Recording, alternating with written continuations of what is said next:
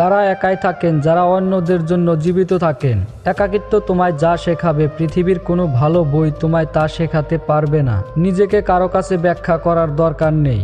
যারা তোমায় ভালোবাসে তাদের এটার প্রয়োজন হবে না, আর যারা তোমাকে ঘৃণা করে তারা এগুলো বিশ্বাস করবে না। তোমার পিছনে যারা তোমায় নিয়ে সমালোচনা করে তাদের তোমার পিছনেই রেখো, কারণ তারা তোমার পাশে থাকার যোগ্যতা রাখে না। পিছনে বদনাম করে সামনে এসে আন্তরিকতা দেখানো মানুষগুলোর থেকে দূরে থাকাই উত্তম। এরা প্রকাশ্য শত্রুর চাইতেও ভয়ঙ্কর। সবাই ভালো ব্যবহারের যোগ্য হয় না। মাঝে মাঝে যে যেমন তার সাথে তেমন ব্যবহার করা উচিত। এটা অসভ্যতা নয়, এটা হলো প্রয়োজনীয়তা। ভালো কথা খুঁজে না পেলে চুপ থেকো। খারাপ কথা বলার জন্য কেউ কোনোদিন নোবেল পায়নি, এমনকি চুপ থাকার অপরাধে কারো কখনো ফাঁসি হয়নি। সাকসেসফুল হতে গেলে কি লাগে জানেন? অপমান, খারাপ সময়, একাকিত্ব, নিজের প্রতি আত্মবিশ্বাস আর প্রচন্ড জেদ। ব্যাস, তোমার জয় নিশ্চিত। খুদ সবার মধ্যেই থাকে, কিন্তু মানুষ সব সময় সেটা অন্যের মধ্যে দেখতে পায়। তুমি কারো কাছে ভালো, আবার কারো কাছে খারাপ। আসলে যার মন মানসিকতা যেমন,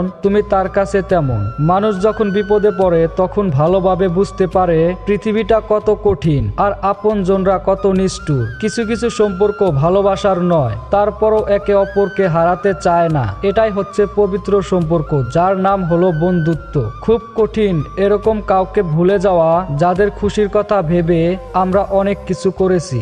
যখন কেউ অসহায় হয়ে যায় তখন পুরো পৃথিবীটাই স্বার্থপর হয়ে পড়ে। যে আজ তোমাকে অবহেলা করছে, গুরুত্ব দিচ্ছে না, তাহলে ধৈর্য ধরো। একদিন দেখবে তোমাকেই তার সবচেয়ে বেশি প্রয়োজন হবে। ধৈর্য রাখো। কখনো কখনো ভালো জায়গায় পৌঁছানোর জন্য খারাপ পরিস্থিতির মধ্য দিয়ে হাঁটতে হয়। সময়ের অপেক্ষা করো, সঠিক জিনিস সঠিক সময়ে ঠিক পেয়ে যাবে। সব জায়গায় নিজের যোগ্যতা প্রমাণ করতে যাওয়া হলো বোকামি।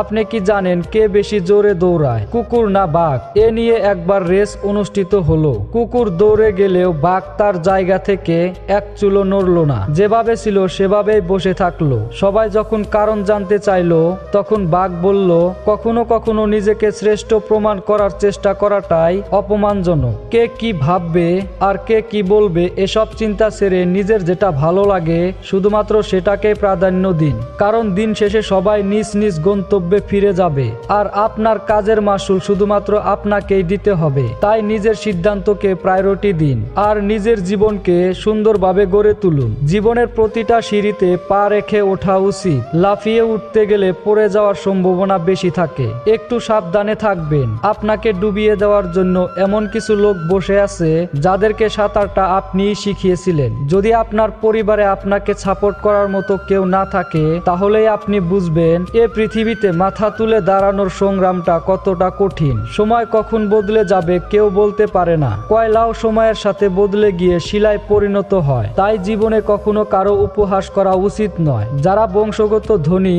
তারা কখনো ফুটানি বা অহংকার করে না। অহংকার তো তারাই করে যারা হঠাৎ করে টাকার মুখ দেখে। কয়লাকে শতবার ধুয়েও তার ময়লা যায় না, ঠিক তেমনি মানুষ বহু শিক্ষিত হলেও তার স্বভাব বদলায় না। নরম কাদা যেমন একবার পুরো ইট হয়ে গেলে আর কখনো নরম হয় না, ঠিক তেমনি কিছু মানুষের উপর থেকে বিশ্বাসটা একবার চলে গেলে আর কখনো ফিরিয়ে আনা যায় না। সরি বলে কিছু হয় না। যে কথাটা হৃদয়ে আঘাত করে সেটা সহজে মোছা যায় না। ভালো থেকো বলে চলে যাওয়া মানুষেরা কোনোদিনও বোঝে না যে তারাই আমাদের ভালো থাকার প্রধান কারণ। সুখে থাকার প্রতিশ্রুতি দেওয়া মানুষগুলোই একদিন সব সুখ কেড়ে নেয়। সময় লাগে না ভুল করতে, কিন্তু সময় লাগে সেই ভুল শোধরাতে। কাউকে অন্ধের মতো বিশ্বাস করলে সে তোমাকে অন্ধ ভেবে ঠকিয়ে চলে যাবে, এটাই বাস্তব।